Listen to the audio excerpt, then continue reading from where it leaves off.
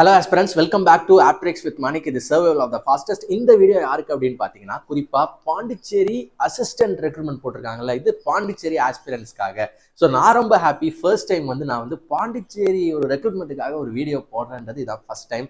So welcome to Aptricks with Manik. யாராவது first time வரீங்க அப்படின்னா, நான் மணிகண்டன். நான் இந்த ஃபீல்டில் லாஸ்ட் 2015 ஃபுல் காம்படிட்டிவ் எக்ஸாம் கோச்சிங்ன்ற ஃபீல்டில் இருக்கிற ஆஸ்பிரன்ஸ். குறிப்பாக ஆப்டிடியூட் ட்ரெயினராக இருக்கிறேன். So like SSC, banking, TNPSC, ரயில்வேஸ்ன்னு சொல்லிட்டு எல்லா ஸ்டூடெண்ட்ஸுக்கும் நான் ஆப்டிடியூட் கோச் பண்ணியிருக்கேன். ஸோ எல்லா எக்ஸாம்லையுமே என்னென்ன பேட்டர்ன் சொல்லிட்டு ஓரளவுக்கு நான் அனாலிசிஸ் பண்ணி வச்சிருக்கேன். ஸோ அந்த வகையில் இந்த அசிஸ்டன்ட் எக்ஸாம் எஸ்எஸ்சி பேட்டர்ன் அப்படின்னு சொல்லிட்டாங்க இல்லையா. ஸோ அப்போ என்னென்ன புக் படிக்கணும், எஸ்எஸ்சி அப்படின்னா என்னென்ன புக் படிக்கணும், எஸ்எஸ்சியில் என்னென்ன மாதிரி படிச்சிங்கன்னா உங்களுக்கு ஈஸியாக சான்ஸ் கிடைக்கும்ன்றதெல்லாம் நான் இந்த வீடியோவில் டீட்டெயிலாக சொல்கிறேன். ஸோ இந்த ஃபர்ஸ்ட் பார்ட் வீடியோவில் நம்ம என்ன ஸ்டிக் பண்ணிப்போனா, இந்த நோட்டிஃபிகேஷனை கொஞ்சம் அலசி ஆராயும். ஏன்னா நான் அசிஸ்டன்ட்டே இருக்கவங்ககிட்டே நான் பேசினேன், ஒரு சில டிஃப்ரெண்ட்டான வியூவில் இருந்தெல்லாம் சொன்னாங்க. ஸோ அதெல்லாம் உங்ககிட்ட நான் பதிவு பண்ணணும். அடுத்த வீடியோவில் முழுக்க சிலபஸை பற்றி பேசிடுறேன், ஓகேவா. இந்த வீடியோவில் நான் ஜஸ்ட் இன்ட்ரோடக்ஷன் மட்டும், ஓகேவா. S aspirant. ஸோ அதுக்கு முன்னாடி யாராவது ஃபர்ஸ்ட் டைம் பார்த்துட்டு இருக்கீங்க அப்படின்னா, நான் சொன்னேன், நான் மணிகண்டன், இந்த பாண்டிச்சேரி தான். நான் அந்த ஃபீல்டில் 2015 இருக்கிறேன். அது இல்லாமல் நான் பர்சனலாக இந்த ஆப்டிடியூட் ட்ரிக்ஸ்லாம் யூஸ் பண்ணி ஒரு 3 ஜாப் எடுத்திருக்கேன் ஆஸ்பிரன்ட்ஸ். டிசிஎஸ்ன்னு சொல்ல போகிற டாடா கன்சல்டன்சி சர்வீஸ்லேயும் ஆப்டிடியூட் ரவுண்ட் கிளியர் பண்ணியிருக்கேன். And banking IBPS RRB clear பண்ணி பாண்டியிலே புதுவை பாரதியார் கிராமின் பேங்க்ல வேலை செஞ்சிருக்கேன். ஓஎன்ஜிசி அப்படின்ற ஒரு மகாரத்னா ஆயில் கம்பெனிலையும் வேலை செஞ்சிருக்கேன். எதுக்கு சொல்கிறேன் அப்படின்னா, ஆப்டிடியூடை மட்டும் நீங்கள் எளிமை பண்ணிட்டீங்க, ஃபுல்லாக புரிஞ்சுக்கிட்டீங்கன்னா, நீங்கள் ஒரு வாட்டி படித்தா போதும், என்ன எக்ஸாம்னாலும் அதுக்கு நீங்கள் லைட்டாக டியூன் பண்ணி ஷிஃப்ட் பண்ணி அதில் மார்க் எடுத்துக்கலாம். ஸோ இதுலையுமே பாருங்கள், இந்த எக்ஸாம்லையுமே 25 மார்க் ஆப்டிடியூடில் இருக்குது. ஃபர்ஸ்ட் பார்ட்டில் டயர் 1ல், டயர் 2ல் 20 மார்க் இருக்குது. அது எப்படி பண்ணுறதுலாம் நான் செகண்ட் வீடியோவில் சொல்கிறேன், சரிங்களா. So this is all about me. And இப்போ நம்ம இந்த நோட்டிஃபிகேஷனை படிக்க ஆரம்பிப்போம். முக்கியமான விஷயம், ஃபர்ஸ்ட் இது கிரேட் ஆப்பர்ச்சுனிட்டி அப்படின்னு சொல்றாங்க, ஒரு golden opportunity, once in a while, அதாவது அத்தி பூத்தது அப்படின்னு சொல்லலாம் சிம்பிளா.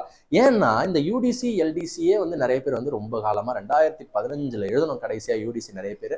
அதுக்கப்புறம் இப்போதான் எழுதணும், லைட்டா மிஸ் ஆயிடுச்சு சார், இல்ல ஆல்ரெடி யூடிசி போஸ்டிங்ல இருக்கவங்களே கூட பார்த்துட்டு இருக்கலாம், நான் அசிஸ்டன்ட் ஆகணும்னு விரும்புறேன் அப்படிலாம் சொல்லலாம், சரிங்களா. ஸோ அப்போ யூடிசிக்கு இவ்வளோ இது இருக்கும்போது அடுத்த லெவல் இது லெவல் 6, ஓகேவா. லெவல் 6 குரூப் பி அப்படின்றது ஒரு சூப்பரான லெவலுங்க. அதாவது இந்தியாவிலே பார்த்தீங்கன்னா லெவல் 1லேருந்து லெவல் 18 தான் மேக்ஸிமம் போஸ்ட்டு. சார் லெவல் 18 வரைக்கும், லெவல் 18லாம் பார்த்தீங்கன்னா கேபினட் மினிஸ்ட்ரி அப்படி போகும், டிஃபென்ஸ் அப்படி இப்படி போகும். லெவல் 6ஏ பார்த்தீங்கன்னா இதுக்கு அடுத்து ஒரு லெவல் 7 போயிட்டீங்கன்னா நீங்கள் கெசட்டட், பச்சை சைனில் போடு, பச்சை பெண்ணில், அந்த மாதிரி. அப்போ லெவல் 6 பார்த்துருவோம், ஓகேவா. ஸோ இது ரெப்யூட்டேஷனுங்க. நீங்கள் அசிஸ்டன்ட் அப்படின்னு சொல்லிட்டு நீங்கள் அந்த மீமில் காட்டுற மாதிரி தான். இந்த சிம்பு வரும்போது எல்லாரும் அப்படியே கவர்மெண்ட் எம்ப்ளாயி வந்தால் எப்படி திரும்பி பார்க்குறாங்களோ அதே மாதிரி தான் பார்ப்பாங்க. ஸோ கண்டிப்பாக யூஸ் பண்ணிக்கோங்க. ஸோ லெவல் 6 குரூப் பி, ஓகேவா. குரூப் ஏக்கு ஒரு படி தான் கீழே, அதுவும் நீங்கள் ப்ரொமோஷனில் போயிடலாம். And ministerial post. So ministerial போஸ்ட்னும் போது நீங்கள் முழுக்க ஆஃபீஸ் ஒர்க் தான் இருக்க போகுது. அண்ட் உங்களோட ஒர்க்கு ஏதாவது ஒரு மினிஸ்ட்ரி கீழே வரப்போகுது. ஸோ நீங்கள் ப்ரௌடாக சொல்லிக்கலாம், நான் இந்த மினிஸ்ட்ரி, எஜுகேஷன் மினிஸ்ட்ரி கீழே வேலை செய்கிறேன், இந்த மினிஸ்ட்ரி கீழே மாதிரி சம்திங் சொல்லிக்கலாம், ஓகேவா. சூப்பர் ஆஸ்பிரன்ட்ஸ். ஓகே, இது நான் கெசட்டட் போஸ்ட் தான். நான் சொன்னல லெவல் 7க்கு அப்படியே ஒரு ஸ்டெப் கீழே இருக்கீங்க. ஓகே, இது கிரேட் ஆப்பர்ச்சுனிட்டி, சூப்பர் லெவல் இது. அப்புறம் பார்த்தீங்கன்னா லாஸ்ட் டேட் சொல்ல மாதிரி பாருங்க. Last date 20th September 2024. அதுக்குள்ள அப்ளிகேஷன் முடிச்சுங்க.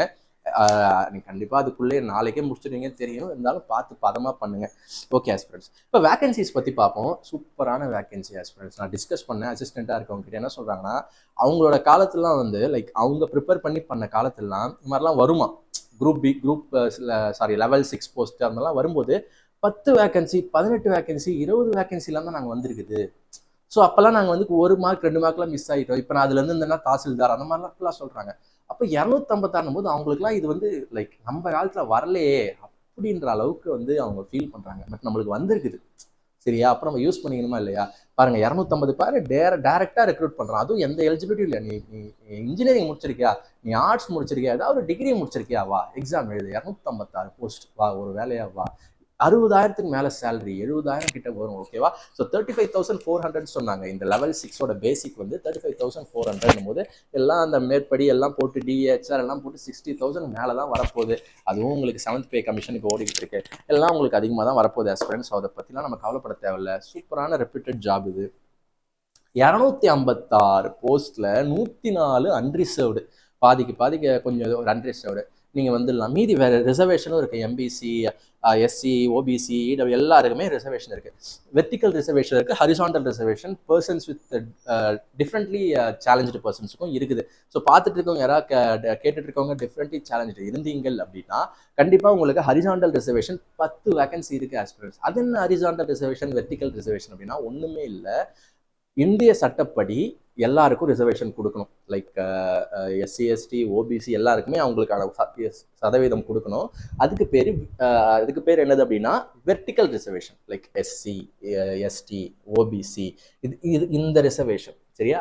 இதை தவிர்த்து இது இல்லாம ஹரிசாண்டலா லைக் ஒரு எக்ஸ் சர்வீஸ் மேன், ஒரு physically challenge person, like differently able person, ஒரு சில இடத்துல வந்து தமிழ் மீடியம் ஸ்டூடெண்ட்ஸ், விமன், இந்த மாதிரி கட்டாயமா இந்த கேட்டகரிலாம் இல்லை, இவங்களுக்கு கண்டிப்பா இருக்கணும் போது என்ன பண்ணுவாங்கன்னா, இப்போ ஓபிசின்னு ஒரு ரிசர்வேஷன் இருக்குன்னு வச்சுக்கோங்களேன். ஒரு எக்ஸ் சர்வீஸ் மேன் இருக்காரு, அவரு ஓபிசி, ஓகேவா? அவரு வந்து அவரு வந்து மார்க், இப்போ எக்ஸ் சர்வீஸ் மேன் வந்து இருக்காரு, ஓபிசி கேட்டகரியில் இருக்காருன்னா அவரு வந்து லைக் இப்போ ஒரு ஓபிசி கேண்டிடேட் ஒரு 40 மார்க் எடுக்கிறான்னு வச்சுக்கோங்களேன். அவன் தான் அந்த ஓபிசி கேட்டகரியில ஹையஸ்ட். அவன் ரிலாக்ஸேஷன்ல தான் பார்ட்டிசிபேட்டே பண்றான்னு வச்சுக்கோங்களேன். ஏஜ் அவனுக்கு முடிஞ்சிருச்சு, ரிலாக்ஸேஷனால தான் அவன் பார்ட்டிசிபேட்டே பண்றான்னா அவன் அந்த கேட்டகரியில டாப்பா இருந்தாலும் அந்த கேட்டகரியில ஒரு ஆள் எக்ஸ் சர்வீஸ் மேன் இருந்தாருன்னா அவரும் கண்டிப்பா வரணும் இல்லை, ஓகேவா? ஸோ கண்டிப்பா அவருக்கு ஒரு போஸ்ட் கொடுத்துட்டு தான் மற்ற இது பண்ணணும். அந்த மாதிரி தான் புரியுது ஆஸ்பிரன்ஸ் உங்களுக்கு? ஸோ 40 பேர் வச்சிருக்காங்க. ஸோ ஃபார் எக்ஸாம்பிள் இந்த போஸ்ட்ல வந்து 46 எம்பிசி போஸ்ட் இருக்கு ரிசர்வேஷன். ஸோ 46 பேர் எம்பிசியில் லிஸ்ட் எடுத்து வச்சுருவாங்க. பட் ஒரு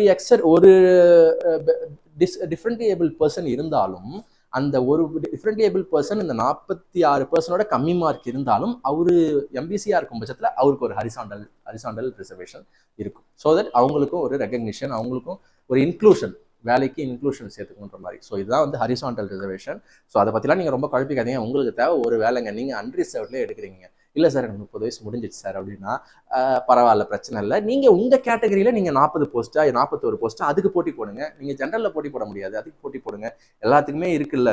ஈவன் இபிசிக்கும் 5 போஸ்ட் இருக்குது. உங்களுக்கு தேவை ஒரு போஸ்ட், போட்டி போடுங்க. சரியா? ஓகே. ஸோ நிறைய சொல்லிட்டேன்னு நினைக்கிறேன். ஓகே, இப்போ அடுத்த விஷயம் போகும். வேகன்சி, சூப்பரான வேகன்சி. குவாலிஃபிகேஷன் பார்க்கும்போது எஜுகேஷனல் குவாலிஃபிகேஷன் எனி டிகிரி சொல்லிட்டேன். எனி பட்டதாரியா, இளநிலை பட்டதாரியா இருந்தால் போதும். நீங்கள் எம்டெக் அதெல்லாம் கேட்கல. பிஏ, பிஎஸ்சி, பிடெக் ஏதாவது ஒன்று பேச்சுலர் இருந்தால் போதும். ஏஜ் லிமிட் 30 வயசு. ஸோ கிளியராக கொடுத்துருக்காங்க, கன்ஃபியூஷனே வரக்கூடாதுன்றதுக்காக. 30 வயசுனா எந்த தேதிக்கு முன்னாடி நீங்கள் பிறந்திருக்கணும் அப்படின்னு சொல்கிறாங்கன்னா நான் எழுதிடுறேன், ஏன்னா அதுதான் நிறைய பேரோட கன்ஃபியூஷன். கண்டிப்பாக ஆஸ்பிரன்ஸ் ஏஜ்ன்றது 25/4/2024க்கு ஒரு நாள் நீங்கள் முன்னாடி பிறந்திருந்தாலும் நாட் எலிஜிபிள். யாரு?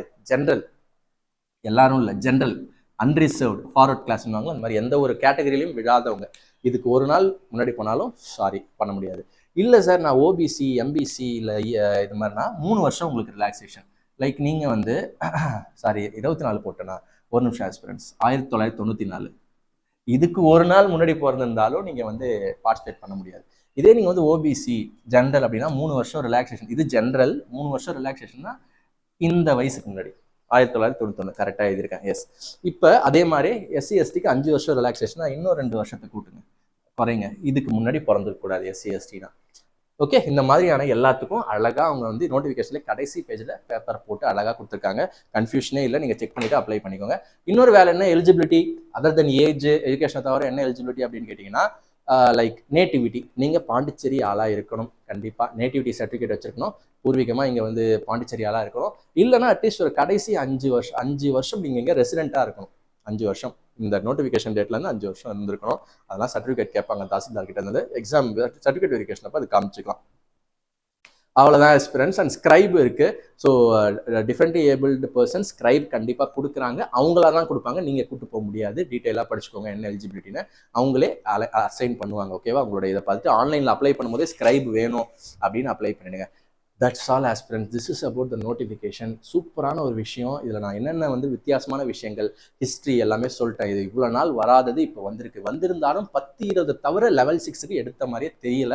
இப்போ தான் 256 போஸ்ட் எடுக்கிறாங்கன்னும் போது we are in the golden era அப்படின்னு சொல்லிக்கலாம். So last but not the least selection procedure. இது வந்து 2 ஸ்டேஜாக செலக்ட் பண்ணுறாங்க. எஸ்எஸ்சி பேட்டர்னில் செலக்ட் பண்ணுறாங்க. அதனால தான் அடுத்த வீடியோவில் நான் டீட்டெயிலாக என்ன புக்கை வச்சு எப்படி படிக்கணும், என்னென்ன படிக்கணும்னு நான் கரெக்டாக டீட்டெயிலாக சொல்லியிருக்கிறேன். ஸோ அந்த வீடியோ பாருங்கள். ஸோ எஸ்எஸ்சி பேட்டர்ன் போது Tier 1 Tier 2 என்ன மாதிரியான கேள்விகள் வரும், யாருக்கு அட்வான்டேஜ், யார் பேங்கிங் படித்தவங்க எழுதலாமா, கிளியர் பண்ணலாமா, யூடிசியாக இருக்கிற நான் கிளியர் பண்ணிடலாமா அப்படிலாம் கேட்டால் அந்த வீடியோ பார்த்தா தான் தெரிஞ்சுக்கணும். கண்டிப்பாக பாருங்கள். டீட்டெயிலாக நான் சொல்லியிருக்கேன் அந்த வீடியோவில். தேங்க்ஸ் ஃபார் வாட்சிங் ஆஸ்பிரண்ட்ஸ். உங்கள் எல்லாருமே நான் அசிஸ்டண்ட்டாக பார்க்க ஆசைப்படுகிறேன். தேங்க்யூ. நம்ம கோர்ஸ் லிங்க் கீழே டிஸ்கிரிப்ஷனில் இருக்குது. குவான்ஸ் கோர்ஸ் அப்படின்னு சொல்லலாம். அதை பற்றி டீட்டெயிலாக பாருங்கள். கண்டிப்பாக அதில் நான் உங்களுக்கு குவான்ஸில் இந்த 25 மார்க் எடுக்கிறதுக்கு நான் ஹெல்ப் பண்ணுறேன். அடுத்த வீடியோவில் பார்க்கலாம். தேங்க்ஸ் ஃபார் வாட்சிங்.